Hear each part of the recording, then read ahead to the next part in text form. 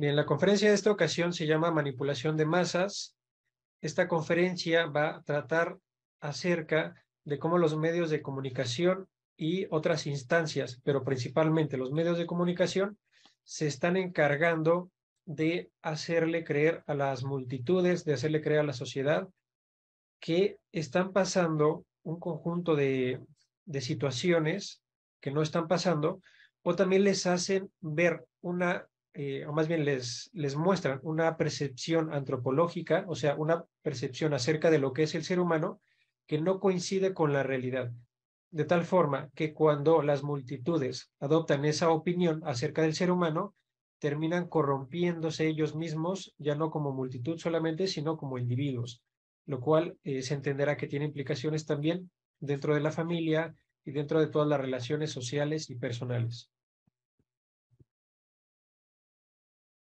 Esta es la segunda conferencia, la conferencia de febrero, y esta conferencia pertenece a una serie que vamos a realizar todo este año, 2023, titulada La batalla cultural, el nuevo hombre. Y habíamos mencionado que la razón de ese título de la batalla cultural es porque se están llevando a cabo un conjunto de tácticas casi bélicas, pero relacionadas con lo más profundo de la cultura actual. Y el objetivo principal es precisamente empezar a configurar un nuevo tipo de ser humano, un tipo de ser humano que sea muy moldeable, que se ajuste a los nuevos paradigmas, principalmente dentro de la política que se quieren instaurar, y cosa que aqueja o termina aquejando a las familias, a los individuos y comprometiendo tanto la felicidad general del orden social como la felicidad de cada individuo. Bueno, este es el temario de esta ocasión. Hoy vamos a presentarles 5 subtemas de manipulación de masas. El primero es el nuevo paradigma bélico de las trincheras a la subjetividad. Vamos a ver cómo la guerra se va modificando en este nuevo paradigma, donde ahora el territorio o el campo de batalla dejan de ser las trincheras. Ya no es una batalla cuerpo a cuerpo o una batalla física o a través de armas. El segundo tema es psicología de masas. Vamos a hablar un poco a muy grandes rasgos acerca de cómo operan los mecanismos que manipulan la psicología del sujeto de forma que se le hace creer lo que se le quiere hacer creer a través de mentiras. El tercer tema va a ser medios de información. Aquí ustedes se dan cuenta que información está entre comillas porque vamos a tratar más concretamente sobre diferentes medios de comunicación que tienen la tarea o deberían tener la tarea de informar, pero más bien terminan haciendo algo contrario o distinto a esa tarea de informar. En cuarto lugar, tenemos los mecanismos culturales. Ahí vamos a hablar de cómo va funcionando la manipulación de masas, pero ya no a través directamente de los medios de comunicación, por lo menos no los oficiales, sino a través de instancias culturales que repercuten muchísimo en públicos un poco más concretos, como sería la juventud, por ejemplo. Y en quinto lugar, la otra cuchilla de la tijera, que es la educación escolar. Aquí otra vez está entrecomillada la palabra educación, porque veremos cómo en las escuelas, en las instituciones de la educación, que deberían llevar a cabo la tarea de educar, están haciendo otras cosas con la mente del ser humano y principalmente con la mente de los más jóvenes, de los más pequeños. Pues comenzamos con nuestro primer tema. Bien, para esto hay que recordar qué es la subjetividad, ya que está como bastante claro que cuando hablamos de un paradigma bélico nos referimos a, a una tensión, a, a ataques, ofensivas y demás. Cuando lo llevamos al terreno de la subjetividad, implica que se busca modificar la experiencia interior del ser humano para poder hacerle creer, pues, por ejemplo, que no hay en realidad una guerra, pero sobre todo para hacerlo alguien manipulable, es decir, la persona ni siquiera se da cuenta que está bajo un ataque, porque lo que se está modificando son sus ideas. Es un ataque, digamos, desde adentro. A esto, bueno, justo es mejor que el enemigo crea que no hay guerra. Nuevamente, ¿por qué? Porque es alguien que ni siquiera tiene la noción de que necesita defenderse, no sabe cuáles son esas armas, no las identifica, no comprende tampoco cuál es la razón del conflicto, por ejemplo. Entonces, eh, toda esta serie de elementos hacen que pues cualquier objetivo sea muy fácil de alcanzar y que ni siquiera haya una verdadera oposición debido a que no hay una comprensión de la situación real. Y esto, por supuesto, también termina logrando que el enemigo que está bajo ataque termine vulnerable y además que tenga siempre la guardia baja, lo cual lo convierte en un objetivo sumamente fácil de apresar. ¿Cuál es una de las intenciones principales que tienen en el territorio de la subjetividad las diferentes mentes y los agentes que están detrás de esas maquinaciones, que son los medios de comunicación? Bueno, lo que quieren hacer es despojarnos de trascendencia y de raíces.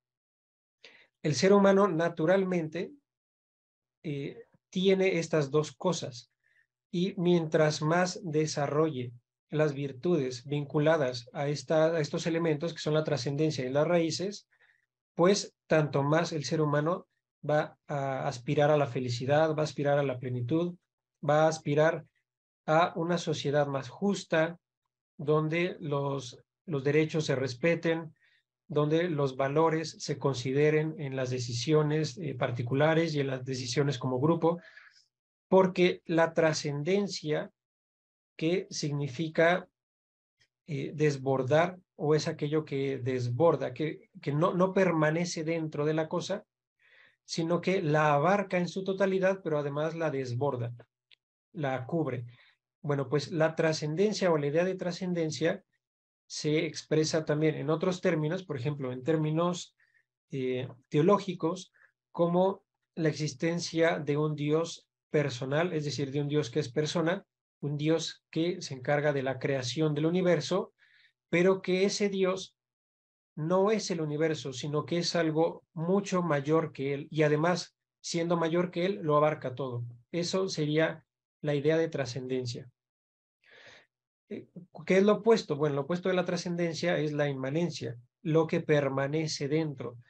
Esto se expresa en términos teológicos como la idea o la ideología de que nosotros somos una especie de Dios, de que no existe un Dios trascendente, no existe un Dios creador, sino que todo procede del caos, y como todo procede del caos, el ser humano debe caer en una especie de voluntarismo. O sea, ya no es nuestra razón la que nos va a guiar, porque nuestra razón, a través de la ciencia y a través de la reflexión, nos revela cómo nosotros debemos actuar ante el mundo, cómo nosotros debemos relacionarnos con nuestros semejantes. Cuando desaparece la idea de trascendencia, llega la inmanencia y entonces el ser humano ya no tiene un oriente, ya no tiene una guía, en este caso la razón, para que pueda saber cómo actuar frente a las adversidades del mundo, de la vida, cómo actuar frente a sus semejantes, sino que ahora el ser humano se cree en la calidad necesaria o justificada para que él pueda inventarse todas estas cosas. Yo decido con quién me relaciono, yo decido cómo me relaciono. Si yo quiero violar derechos de otros, pues yo lo decido, porque no existe nada fuera de mí, ni mayor que yo, como para que alguien me venga a decir qué voy a hacer o cómo lo voy a hacer. Y luego está la cuestión de las raíces. Cuando nosotros perdemos las raíces, nos ocurre algo parecido a lo que ocurre con esta hoja seca. La hoja se seca cuando deja de recibir nutrientes. de la rama o del árbol donde está incrustada y de donde de hecho nace. Bueno, pues es lo que pasa con nosotros, pero con respecto a nuestra historia. Tenemos raíces porque tenemos familia, tenemos sociedad y tenemos además una historia que precede a todo lo que ha ocurrido en nuestra sociedad. De dónde vienen nuestras instituciones, de dónde vienen nuestros modos de pensar, nuestros valores. Quien es ciego frente al pasado no sabe en dónde está parado y no puede saber hacia dónde va. Es algo muy parecido a lo que les pasa a algunos animales, como ciertos orangutanes o como a los tigres. Lo que les pasa es que estos animalitos viven cada día como si fuera un día nuevo. Es decir, un animal, un tigre, por ejemplo, cada nuevo día tiene que estar empezando desde cero, porque no sabe lo que fue el día anterior, no tiene registro de un pasado que le dé una orientación, o sea, un pasado que le esté diciendo hacia dónde tiene que dirigirse. Cada día es como estarse reinventando, o más bien cada día es como estar descubriendo qué hacer con su propia realidad. Por eso los animales se quedan siempre donde están, porque no tienen esas raíces, no tienen un pasado, no tienen inteligencia para darse cuenta de eso. El ser humano sí, pero cuando el ser humano pierde las raíces, con el ser humano, por ejemplo, deja de valorar a la familia, con el ser humano ya no quiere más familia, cuando detesta el matrimonio, cuando no quiere establecer vínculos personales y afectivos duraderos, entonces vive cada día olvidándose de lo que fue y desvinculándose completamente del pasado que le precede, que además, sin ese pasado, no entiende su propio valor. Bien, para lograr eso, ya vimos que ese es como el objetivo de lo que se vale para, pues, para atacar a la subjetividad. Se valieron precisamente de varios teóricos. La Escuela de Frankfurt surgió en 1923 en Alemania bajo el nombre de Instituto de Investigación Social. Se compone, digamos, de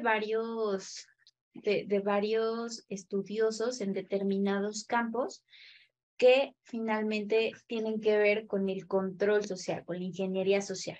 Entonces, todas las teorías que desarrollaban precisamente iban enfocadas a cómo explotar las debilidades del ser humano. Y pues esa es la fuente de las prácticas que hemos visto desde hace varias décadas y que seguimos viendo. La Escuela de Frankfurt trató de sintetizar desde sus inicios dos grandes cuerpos teóricos que son, por un lado, el marxismo, o sea, el comunismo. Más adelante, en nuestra serie de conferencias, hablaremos al respecto para abordar el tema más profundamente. Pero bueno, sintetizaron el marxismo, que en pocas palabras es una especie de materialismo, o sea, rechaza completamente la religión y la trascendencia. Y por otro lado, integraron en esa síntesis el otro gran cuerpo teórico que es el psicoanálisis freudiano, o sea, el psicoanálisis que procede de las teorías y los hallazgos de Sigmund Freud, uno de los psicoanalistas más reconocidos. Y bueno, en pocas palabras, lo que decía Freud es que el ser humano no es dueño de sus propias acciones o de sus propias decisiones, cosa que, entre otras cuestiones, pues atenta contra la libertad. Y además decía que el principal objetivo o el principal motor de los seres humanos, además de que no somos dueños de nosotros mismos, el principal motor es la sexualidad. O sea, como si no existiera nada más alto en la escala de valores de la conciencia o en la escala de valores de la mente humana que el sexo. Entonces, integrando estas dos grandes teorías o cuerpos teóricos, la Escuela de Frankfurt, sus adeptos, sus profesores, sus investigadores principalmente, empezaron a idear una nueva escuela que es llamada Escuela de Frankfurt, que se inició en esa universidad con el mismo nombre, una escuela de pensamiento que consiste en tratar de criticar la sociedad moderna occidental, pero a partir de la visión materialista del marxismo y de esa visión sexualista del freudismo. Y entonces, gracias a esos descubrimientos, empiezan a darse cuenta de cómo es que la subjetividad en esas sociedades occidentales puede ser manipulada, puede ser deteriorada, modificada, porque se dan cuenta de cómo es que esa subjetividad en esas sociedades es que funciona, cómo es que esa subjetividad es moldeada a través de las dinámicas del capitalismo, por ejemplo, las dinámicas económicas, cómo es que esa mente se deja llevar por los aparatos publicitarios, cómo es que se deja llevar a través de la propaganda. Y entonces esta escuela empieza a ganar terreno dentro de la academia precisamente por esos nuevos hallazgos que luego van a ser utilizados por otros organismos y con otros fines. Es como un cuerpo científico, una esfera científica que luego es instrumentalizada para sacarle provecho, pero sacarle provecho para beneficio solamente de unos pocos, para beneficio de las élites que se adueñaron de esas ideas. Estos son los objetivos de la Escuela de Frankfurt, son los objetivos que empezaron a plantearse una vez que ya tenía una dirección más clara, todas las investigaciones y todos los descubrimientos que iban haciendo en el territorio de la subjetividad. Primero está esta, que es la de distorsionar la percepción de la realidad. Ellos, como buenos marxistas, esto hay que mencionarlo, quieren no solamente analizar o conocer o entender cómo funciona la subjetividad en las sociedades occidentales capitalistas, sino que además quieren conducir a las sociedades hacia un fin determinado. Es como no dejar que la sociedad llegue a donde tiene que llegar o a donde quiere llegar, sino que ellos conducen a la sociedad a donde ellos mismos quieren que la sociedad llegue. Y bueno, ¿qué es eso? Pues es una sociedad comunista, es una sociedad donde el carácter de los individuos se doblegue, porque eso hace más fácil conducir a cualquier masa. De ahí estos objetivos. Cuando distorsionan, o más bien si distorsionan la percepción de la realidad del sujeto, lo que hacen es que el sujeto no sepa cómo vincularse con el mundo.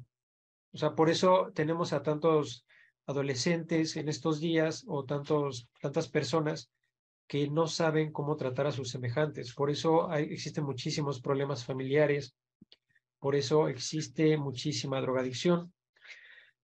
El segundo objetivo, dejar fuera el sentido de trascendencia. De eso ya hemos hablado.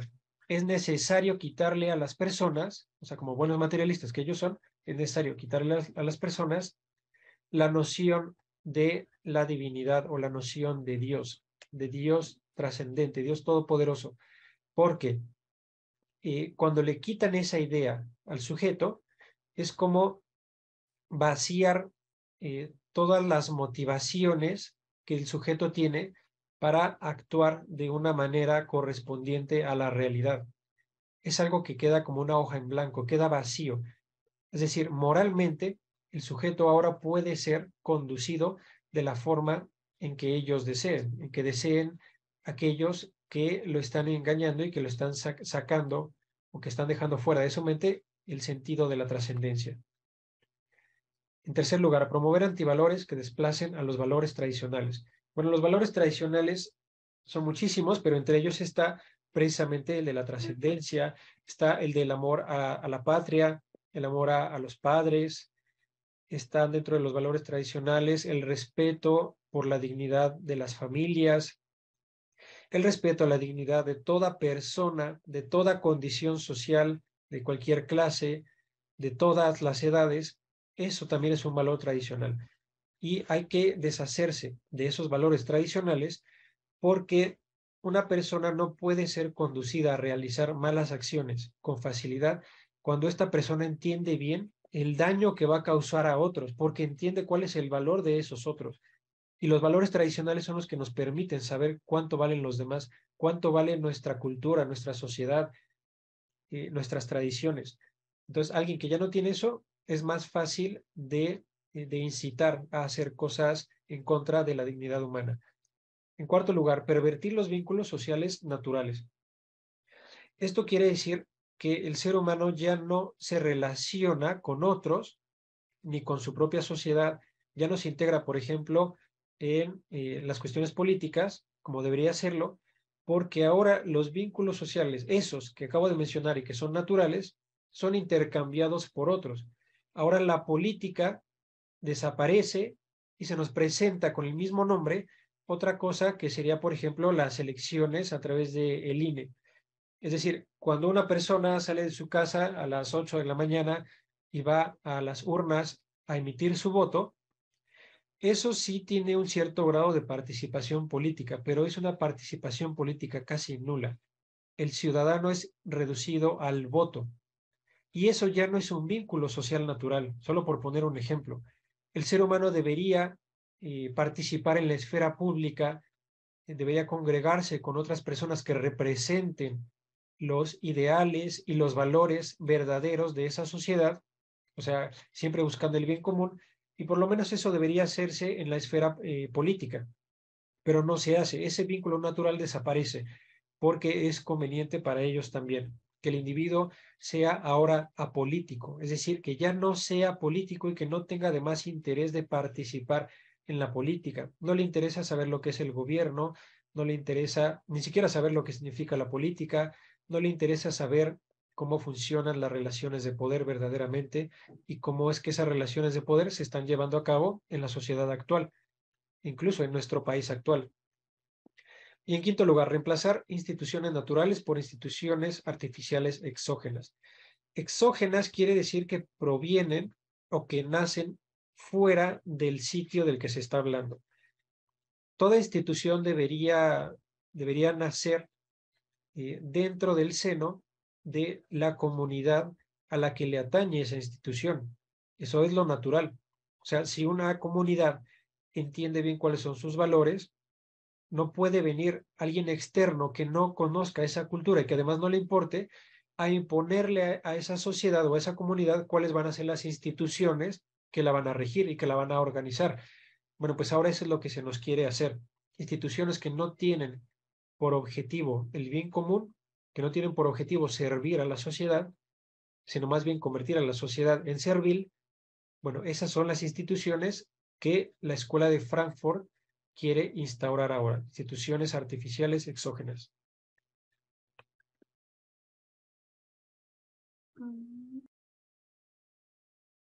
Bien, y en esta segunda parte justo vemos un poco la aplicación de esas teorías de esta escuela de Frankfurt y trataremos de señalar brevemente cómo es que operan las mentiras que nos difunden tanto por los medios de comunicación, principalmente masiva.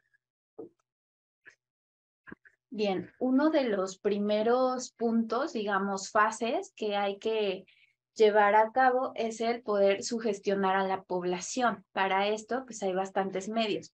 Pero ¿a qué se refiere esto? La sugestión básicamente se logra por una manipulación de la emotividad. Ajá. Por una confusión total del intelecto. Es más, se va como degradando, por así decirlo, la capacidad intelectual, porque precisamente la sugestión implica el hacer que las personas reaccionen acríticamente a los estímulos. ¿Por qué? Porque ya está de alguna manera preformada esa respuesta emotiva, que es muy fácil como crear la respuesta que se está buscando, la reacción que se quiere, según quien esté controlando estos estímulos. Y bueno, la sugestión consiste en lograr que la masa o que el sujeto reaccione de forma acrítica a diferentes estímulos externos. Por ejemplo, cuando se introduce el miedo en la sociedad y entonces la sociedad ya no actúa según lo que la razón dicta al respecto. O sea, si uno se detiene, se pone a analizar, bueno, ¿cómo voy a resolver este problema? Su razón bien encausada lo lleva a la solución. Pero cuando la persona tiene mucho miedo y sobre todo cuando se trata de una masa con mucho miedo, cosa que hace que el miedo se exacerbe en el individuo, entonces ocurre que estos individuos en colectividad ya no actúan según la razón, sino que terminan como si revolotearan despavoridos, porque no saben qué hacer, porque no solamente estoy asustado yo, sino que veo asustado al vecino y veo asustado, además del vecino, a mis amigos, a mis familiares. Salgo a la calle y escucho comentarios de la gente asustada y entonces me sugestiono. No sé qué está pasando, pero veo que todos están asustados, yo también debo tener miedo. Y entonces, como no sé qué está pasando, pero tengo miedo, no voy a actuar según lo que me diga mi razón, sino que voy a esperar a ver qué me dicen los medios oficiales o las voces autorizadas para ver qué es lo que tengo que hacer. Bien, siguiente punto. La masa tiende a la obediencia de la opinión general. Esto está de alguna manera formulado en lo que se llama la teoría de la presión de grupo. Nos hablaban hace un momento acerca del experimento de Ash, que fue un experimento maquinado por Solomon Ash el siglo pasado. Bueno, este experimento consiste, es un experimento social o de psicología social, consiste en que a un grupo de sujetos, que se supone que van a ser los objetos de la experimentación, se les va a hacer un test. Un científico les va a hacer un test y entonces ellos simplemente tienen que responder a lo que se les pide. Bueno, el truco en este experimento está en que en realidad todos los objetos de experimentación, excepto uno, son actores. Solamente uno de ellos no es un actor, sino que es el objeto real de la experimentación. Entonces, van pasando poco a poco los diferentes actores a hacer supuestamente el test que se les pone, que consiste en que se les muestra una hoja con una línea que tiene cierta posición, cierta curvatura, y luego se le ofrecen 3 opciones de líneas y tiene que elegir cuál de esas 3 opciones es la que coincide con la primera que le enseñaron. Esto parece muy sencillo, pero resulta que frente a los ojos del sujeto, que es verdadero objeto de experimentación, el resto de los objetos de experimentación, que son actores, comienzan a elegir una opción que no coincide con la primera línea que se les enseñó. Y entonces, ¿qué pasa? Cuando es el turno, o sea, todo esto se hace frente a los ojos del objeto de experimentación. Bueno, cuando llega el turno de este sujeto, ya se ha sugestionado de alguna manera porque está viendo que el resto de las personas están respondiendo, o sea, contra todo sentido común o contra todas expectativas, están respondiendo con una línea que no se parece a la primera. ¿Qué es lo que pasa con el sujeto? ¿Qué es lo que descubrió Ash con este experimento? Que las personas pueden llegar a dudar de sí mismas, pueden llegar a dudar de su sentido común o de su opinión, aún en las cuestiones más obvias, más básicas, cuando ve que los demás actúan de una manera diferente. Bueno, esta cuestión de las leyes de la presión de grupo, o sea, o la teoría de la presión de grupo, es la que dicta o gracias a la cual podemos saber, y sobre todo ellos, esos organismos que dirigen los medios de comunicación, pueden saber que la masa se va a comportar de cierta manera cuando la opinión general vaya hacia ese sentido.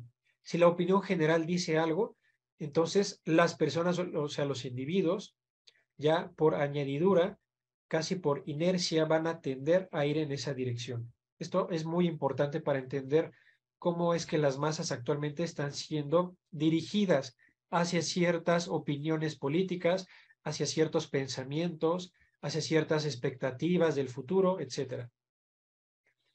Y bien, otra de las cosas que utilizan en esta guerra cultural para construir la mentira y la manipulación es hacer creer que existe esta democracia, este gobierno de la mayoría. ¿Por qué? Porque finalmente si se hace creer que es la mayoría quienes eligen que se modifiquen las instituciones, que se modifique incluso, por ejemplo, la manera en la que se van a registrar ahora las personas, no sé, quienes hayan escuchado a lo mejor que al inicios de la pandemia, con toda la crisis política, social, económica que había en México, de las primeras leyes que impulsaron en Ciudad de México, por ejemplo, fue la llamada Ley de Infancia Trans, donde ahora los niños ya podían ir y registrarse como niñas y las niñas pueden cambiarse el nombre, por ejemplo, al de un varón.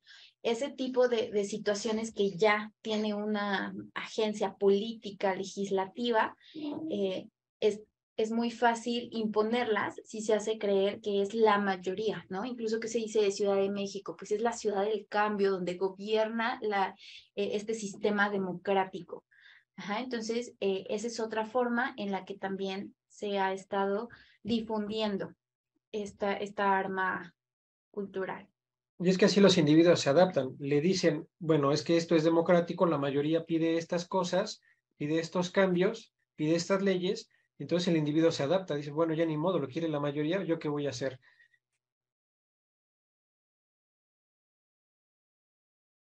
Bien, siguiente punto. Otra cuestión muy importante para la manipulación de masas. La voz autorizada, autorizada entre comillas, y la censura refuerzan la opinión. Para que una opinión presentada por los medios de comunicación masiva logre el éxito que tiene, también se requiere que se muestre a determinadas personas, a determinadas voces, como autorizadas. Y al mismo tiempo se presentan otras voces, es decir, las voces disidentes, aquellas voces que no quieren que se escuchen, aquellas voces cuya opinión no quieren que la gente adopte o a la que se adapte o adhiera, bueno, pues entonces a ellos se les censura. No siempre se les censura callándolos, o sea, llevándolos o arrinconándolos al silencio, sino que muchas veces se les censura a través de la ridiculización. Se hace creer al público que, por ejemplo, cierto grupo de científicos son una suerte de payasos o son unos charlatanes o se presentan como pseudocientíficos o como personas que simplemente no terminaron sus estudios universitarios. Y bueno, de esa manera desprestigian o ridiculizan a las voces que no quieren que se escuchen, aun cuando se trate de los mismos científicos, o sea, de la esfera académica, de la esfera de investigadores, de personas serias que buscan la verdad. Entonces, muchas veces pasa eso. Y como voz autorizada, pues se presentan, a veces llega a ser tan absurdo lo que ocurre que ya ni siquiera se presentan científicos como voces autorizadas, sino, por ejemplo, en el caso de esta niña de Greta Thunberg que ven en pantalla, pues se presentan pues niñas que ni siquiera tienen una carrera universitaria que de alguna manera avale la opinión que ellos están manifestando. No siempre pasa así con niños, a veces incluso ponen pseudocientíficos también, pero siempre se trata de eso. Ellos van a decidir cuáles son las voces autorizadas, cuáles son los medios oficiales y van a ridiculizar a los opositores. Bien, como tercer subtema tenemos los medios de información. Está entrecomillado porque claramente pues así es como ellos se presentan, pero no coincide precisamente pues este término. Lo que nos presentan es algo sumamente sesgado, una partecita, ¿no? Como lo estamos viendo aquí, pero detrás hay un montón de intereses y un montón de situaciones muy reales que hacen cuestionar bastante ese interés genuino, por ejemplo, en el bienestar de la humanidad. Para esto, pues los medios oficiales ofrecen información recortada y sesgada. Aquí vamos a hacer referencia a esta imagen que es bastante ilustrativa. Sabemos que en la realidad ni siquiera es como que nos estén presentando verdaderamente una realidad aumentada o cosas así. En la realidad pues hay un pequeño arbolito, pero nos lo presentan con el enfoque que ellos quieren, lo que les interesa resaltar, hacia donde les interesa pues llamar la atención de las personas. Es decir, en teoría un noticiero tendría como objetivo informar de los acontecimientos más importantes, ¿cierto? Sin embargo, ellos son los que deciden cuáles son importantes y los que no convienen, por ejemplo, para el discurso que buscan fomentar, esos no los mencionan. Ajá, y matizan de acuerdo a cómo ellos quieran presentar esa situación pues la matizan con mayor drama o la matizan con elementos que busquen generar en las personas mayor simpatía. Nuevamente se apela finalmente pues a las emociones. Bien, por supuesto, por todo lo que nos acaba de decir Giovanna, se entenderá que son importantísimos los noticieros dentro de los medios de comunicación para la implantación de ideas, porque los noticieros tienen facha de ser serios, tienen facha de estar comprometidos con el espectador, con la audiencia, para llevar a ellos las noticias más acuciantes del momento, las más importantes, pero también hay que entender que la mayoría, no todos, pero sí la mayoría de los noticieros, y sobre todo los noticieros de los medios oficiales de comunicación, son solamente sirvientes de ese sistema de corrupción, de ese sistema de mentiras con los cuales se pretende llevar a la sociedad a cierto lugar. Se pretende desviar a la sociedad del camino que la llevaría a la plenitud, o de un camino que la llevaría a una sociedad por lo menos mínimamente más justa. Bien, estas son algunas de las maneras en las que inciden en la opinión pública. Como les mencionábamos, no eligen los hechos según su importancia real, sino según el discurso que quieran construir, el discurso que quieran hacer creer a las personas.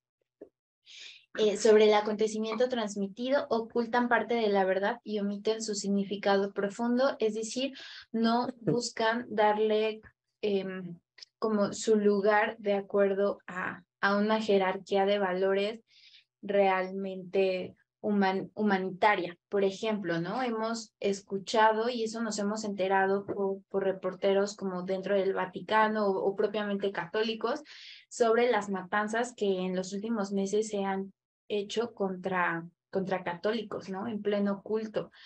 Si llega a aparecer en un noticiero, no se menciona, ¿no? Justamente como este ataque tan férreo contra la fe católica en el mundo, tan violento, ¿cierto? O sea, se le quita como ese sentido que podría hacernos comprender un poquito más respecto a cómo están funcionando las cosas o la mente de la gente que está, pues finalmente, operando de manera masiva, o sea, quien tiene el control de muchísimas cosas, que podría hacer muchísimas cosas y en realidad se queda apoyando, por ejemplo, campañas para el aborto, ¿no? Y callando como otras situaciones que pues en la realidad tendrían importancia también.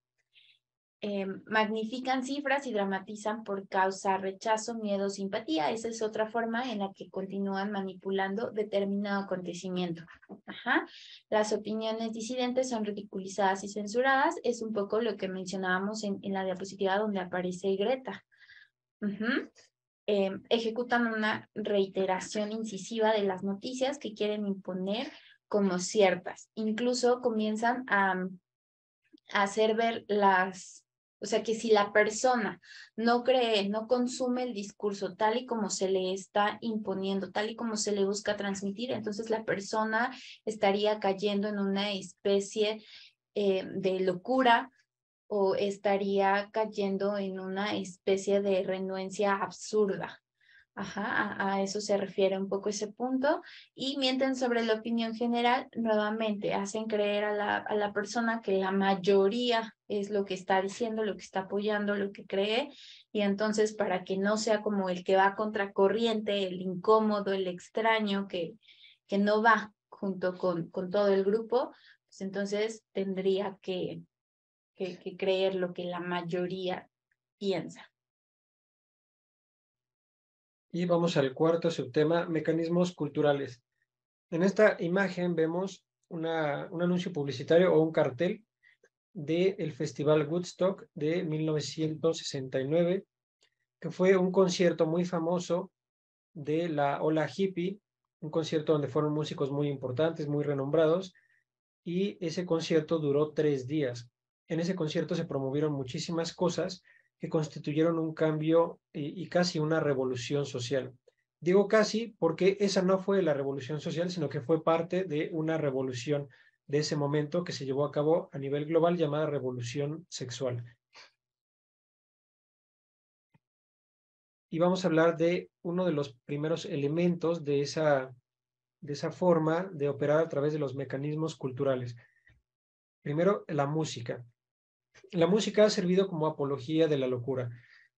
Hemos hablado un poco hace rato de la Escuela de Frankfurt. Bueno, pues entre sus teóricos figuran algunos autores que trataron el tema de la psicodelia, es decir, el tema de lo que ocurre con la mente y con la percepción a través de las drogas, y también trataron el tema de lo que puede ocurrirle a la personalidad a través de diferentes ritmos musicales. Bueno, pues esas teorías fueron aplicadas o llegaron a su consumación durante esta época que estamos aquí mostrando, que es, por ejemplo, la ola hippie, donde a las personas, al público, principalmente jóvenes, se les distribuían drogas y gracias a esas drogas y gracias a los estilos musicales que se desarrollaban y que se tocaban en ese momento, lo que era más popular es que la personalidad de ellos empezaba a distorsionarse, empezaba a transgredirse. Es como que todo ello, de alguna manera, empujaba al sujeto a desintegrarse en términos de su personalidad. Y entonces, esta dislocación de la personalidad resulta en un sujeto que actúa de una manera más parecida a alguien que ha perdido la cordura que a alguien que la conserva. Y entonces se entenderá que gracias a estos dos estímulos, que son la música, el rock and roll, y por otro lado, las drogas, unidas a esa ideología sobre la hipersexualización, o sea, una ideología donde a los jóvenes se les dice, aquí tenemos las consecuencias de Freud, se les dice que ellos deben desatarse sexualmente y deben llevar a cabo una vida activa en términos de sexo, pero al mismo tiempo esto implica un alejamiento de sus padres, implica la incitación a un modo de rebeldía particular que es el de empezar a percibir a los adultos, en este caso a sus padres, incluso a muchos profesores de escuela, como si ellos fueran un freno para la libertad e incluso un freno para el progreso o para el desarrollo humano. ¿Y qué es lo que ocurre? Mezclamos todos estos elementos, psicodelia, drogas, rock y sexo, y rebeldía además, y entonces se obtiene una juventud a la que se le está apagando el sentido de rebeldía genuino. Los jóvenes tienen un sentido genuino de rebeldía porque lo natural es que en cierta etapa de la vida nos empecemos a dar cuenta de que muchas cosas en la sociedad funcionan de manera injusta. Es natural que el joven, que el adolescente, quiera de alguna manera rebelarse o confrontarse con esos antivalores. Bueno, pues estos teóricos de los que hemos hablado saben perfectamente lo que ocurre con el adolescente, con el joven. Sabían perfectamente que los jóvenes eran un peligro para ellos porque los jóvenes podían darse cuenta de cómo estaba funcionando ese mecanismo de manipulación masiva. Y entonces, ¿qué es lo que hacen? Bueno, pues ofuscan la acción colectiva de los jóvenes, apagándoles el intelecto y desviando sus intereses hacia otros lados como las drogas, lo cual, pues a lo que los lleva es más bien a una degradación de su conciencia, los lleva a una degradación moral, social, y los lleva a desentenderse de esa realidad respecto de la cual ellos genuinamente deberían pronunciarse y deberían defender. Bueno, pues así se apaga a la juventud, se apagan esas fuerzas a través de la música que todavía sigue funcionando y a través de la locura inducida por las drogas. Otro mecanismo cultural es el mal llamado arte contemporáneo, puesto que es un elemento corrosivo para la estética. Por definición, el arte, para que sea tal, debe expresar belleza. Ajá. Y aunque ustedes no lo crean, habrá quienes sí ya lo hayan escuchado o visto Esta imagen es parte de una pieza artística, una pieza performática de ese autor que tenemos en la parte superior. A eso se le conoce actualmente como arte contemporáneo. Entonces, si bien, o sea, por mucho que quisiéramos salvar la situación diciendo, bueno, es que la naturaleza, la anatomía animal, pues tienen belleza, claro, pero ahí evidentemente no se está mostrando esos aspectos, ¿cierto? Entonces, aquí, ¿cuál es el problema? El ser humano tiene la capacidad de apreciar la belleza y tiene la capacidad también de alguna manera representar, imprimir esa belleza en ciertas sustancias materiales, ¿no? Como es la pintura, la música, claro, hay esculturas bellísimas y demás. Entonces, ¿qué pasa cuando más bien a lo que se le conoce, se le llama belleza, lo que es belleza, se le súper transforma, se le distorsiona, lo que en términos pues bastante modernos y académicos se le deconstruye?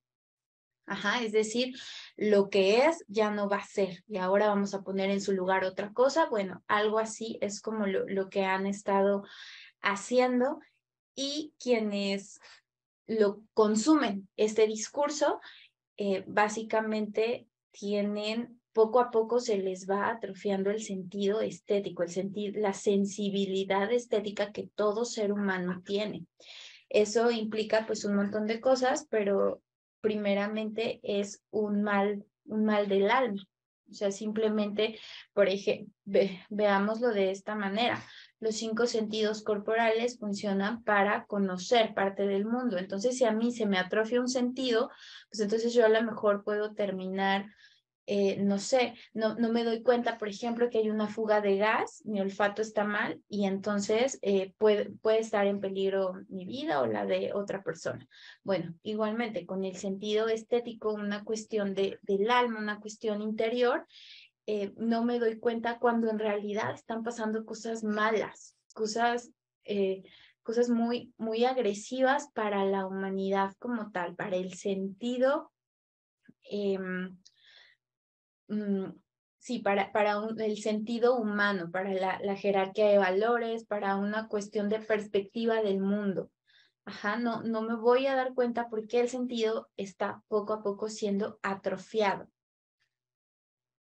Eso también se relaciona lo de la pérdida del sentido de la belleza con algunas corrientes musicales, por ejemplo, el reggaetón.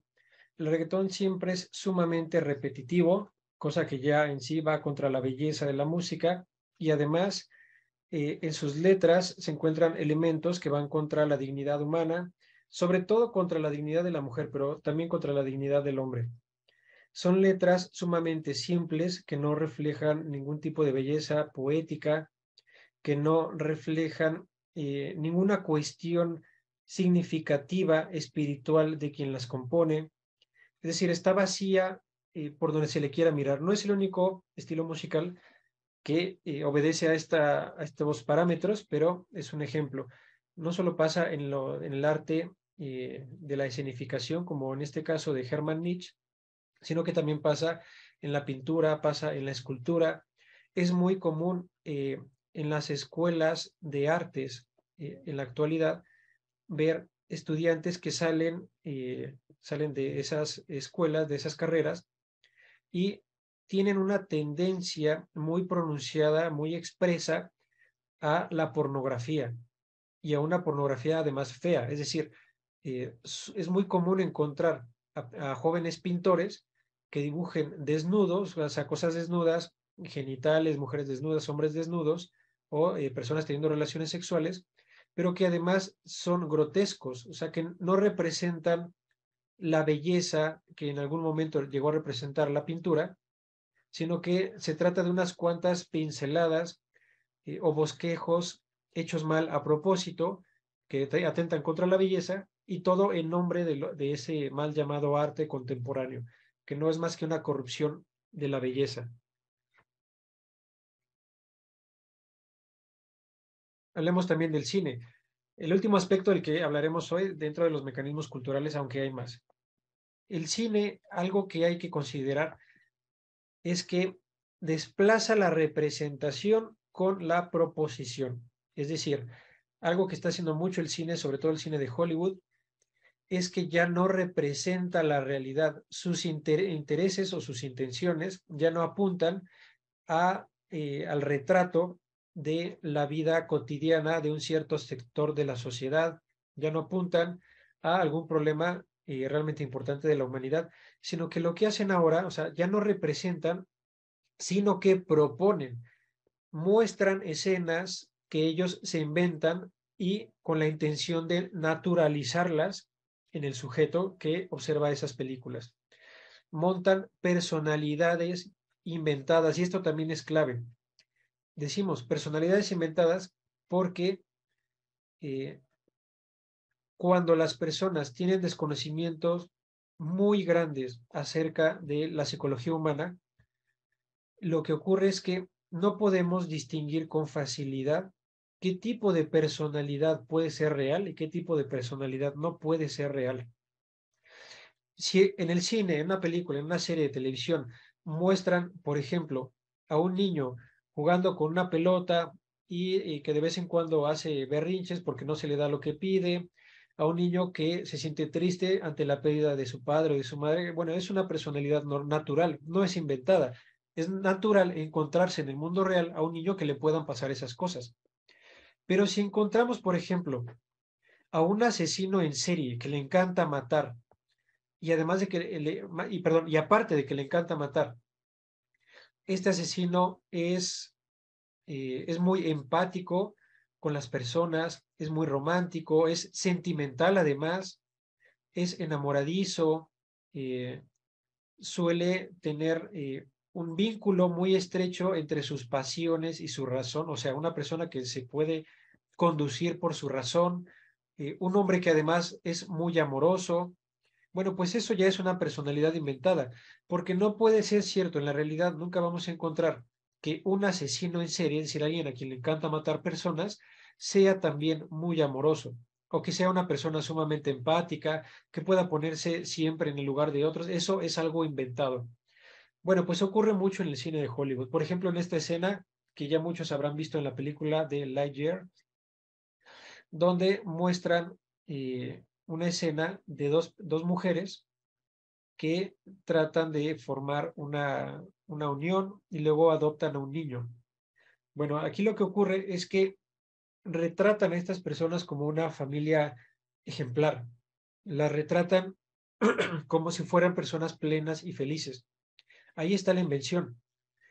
Si nosotros miramos a diferentes noticias, sabremos que personas que han intentado esto, perdón, no terminan en la plenitud, no terminan siendo felices. Muchas cosas en su vida eh, están descompuestas porque tienen diferentes problemas para lidiar con los compromisos que implica una familia, que implica una relación realmente duradera, entre otras cosas.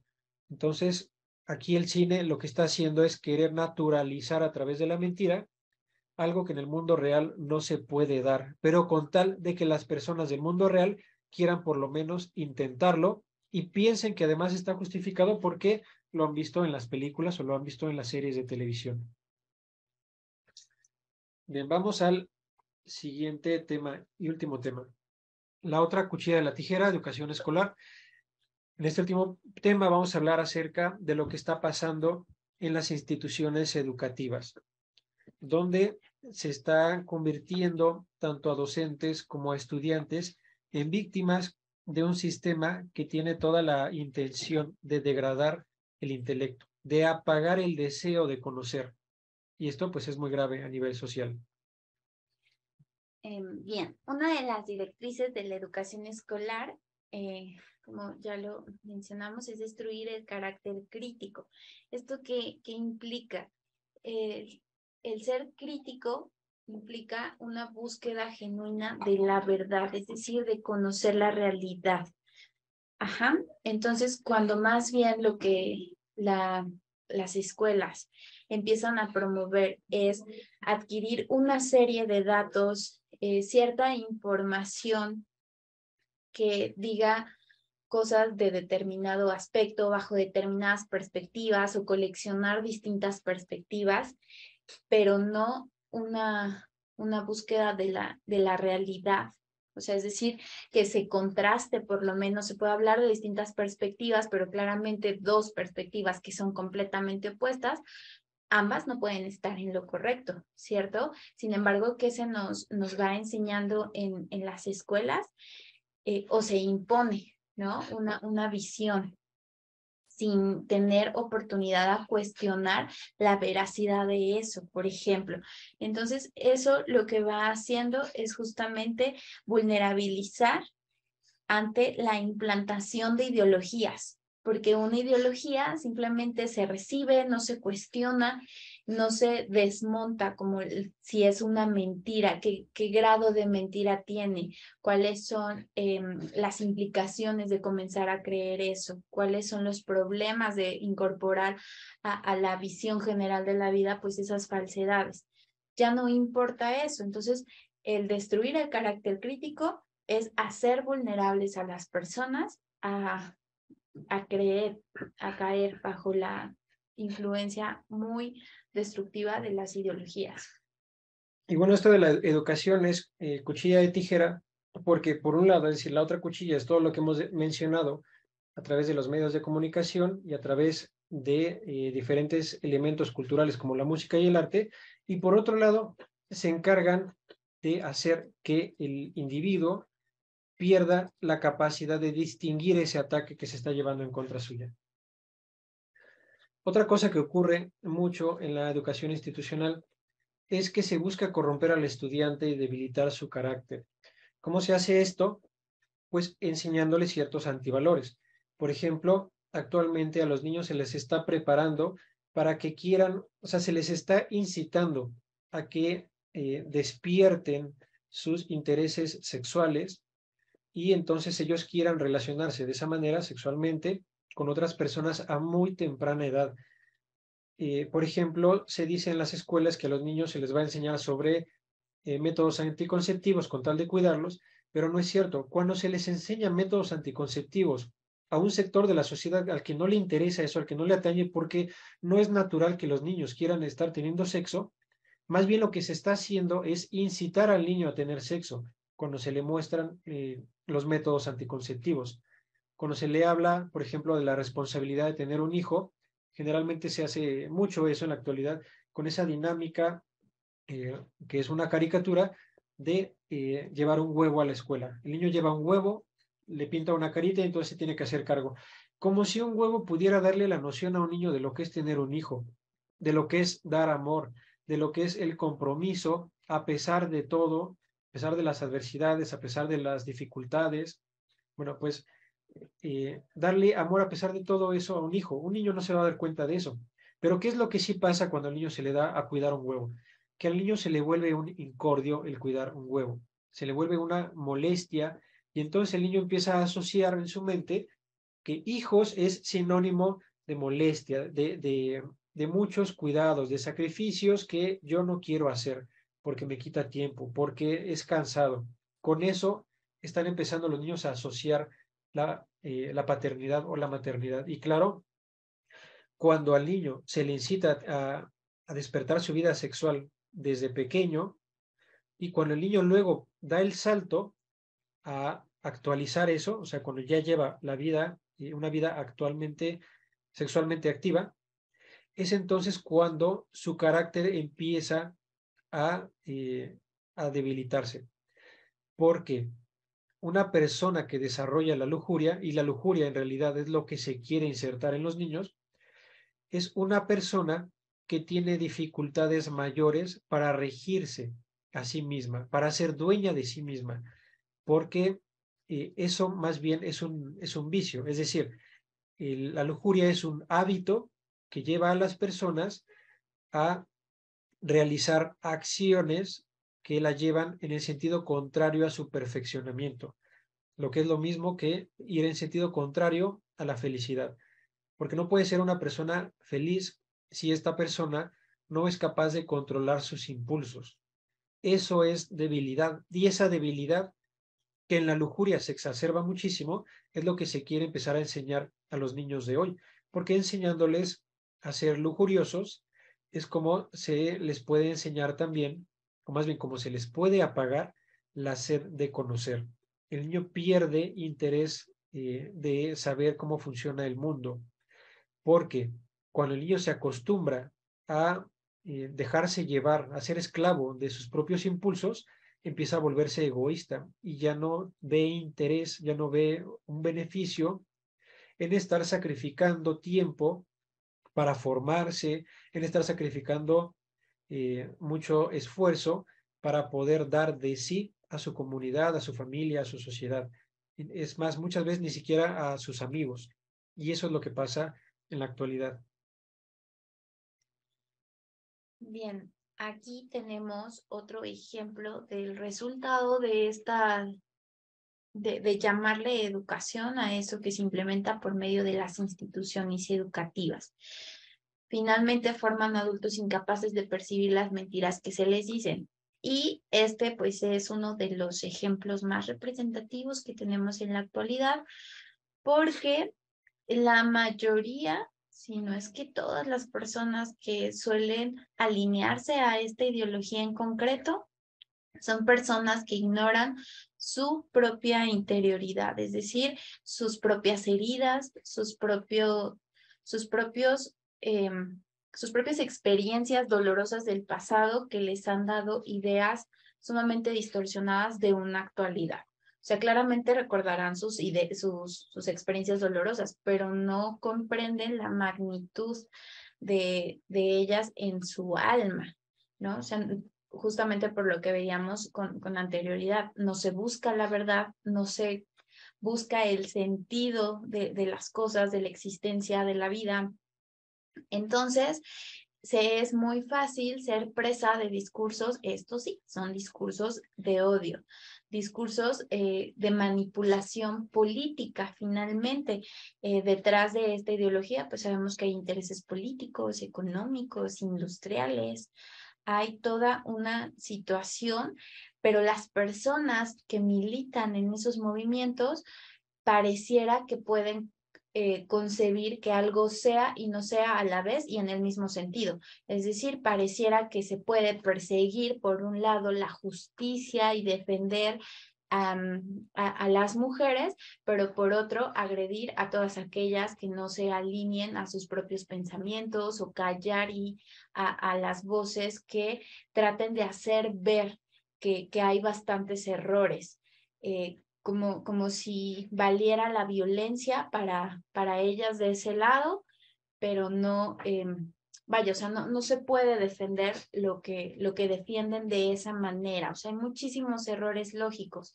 El problema es que además quien haya intentado dialogar con una persona que se alinea férreamente a estas ideologías, pues seguramente sabrá que son sumamente agresivas, sumamente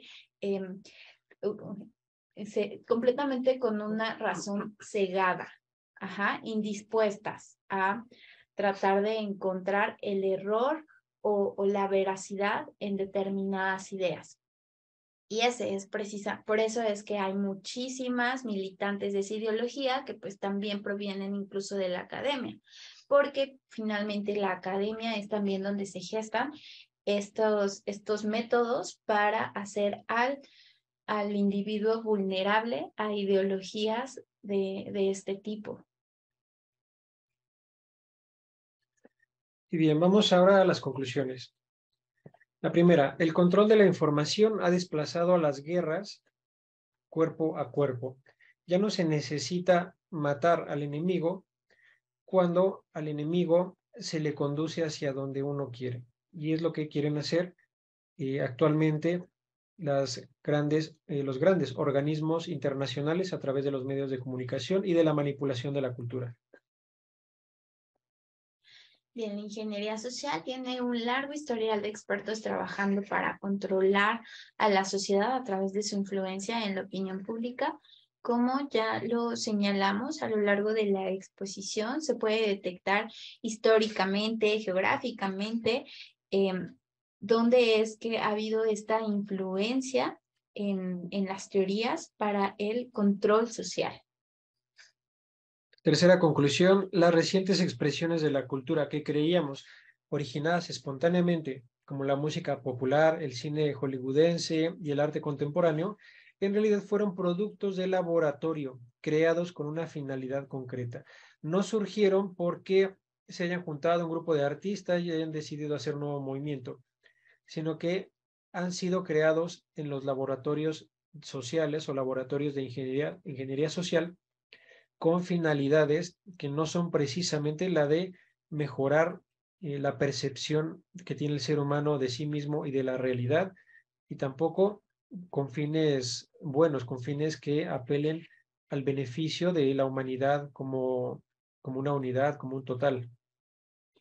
Bien, y por último, la educación en las escuelas ha pasado a formar parte de las estrategias de manipulación, por lo que es urgente estar preparados para cuidar a los más pequeños frente a las enseñanzas distorsionadas con que ahí los bombardean. Ciertamente, este sería el punto en el que pues podemos comenzar a trabajar desde nuestras casas, desde nuestras actividades cotidianas, fomentar el juicio crítico, el amor por la verdad, sembrar en la medida de lo posible, pues esa búsqueda de conocimiento, esa búsqueda de realidad, en tanto que se enseñe a la persona lo que es la belleza, lo que es el bien, lo que es la verdad, pues la persona va a poder tener bastante claro qué no es eso cuando se le comience a presentar. Rápidamente, uno de los casos más recientes es, por ejemplo, este joven de 16 años en Canadá que fue arrestado y lo escuchamos y entonces el muchacho, o sea, tuvo una excelente educación por parte de sus educadores, de sus padres. ¿Por qué? Porque identifica que en Canadá están pasando cosas completamente inhumanas. Entonces, así sea ir contracorriente, pero su interioridad, su persona está a salvo en ese sentido. ¿Por qué? Porque no recibe esas falsedades como verdades. Y entonces incluso puede ser un agente de cambio para muchísimas otras personas. Si tiene primero bien firmes y arraigadas esos fundamentos de vida. Pues no se dejen engañar. Y con esto terminamos la exposición de esta ocasión.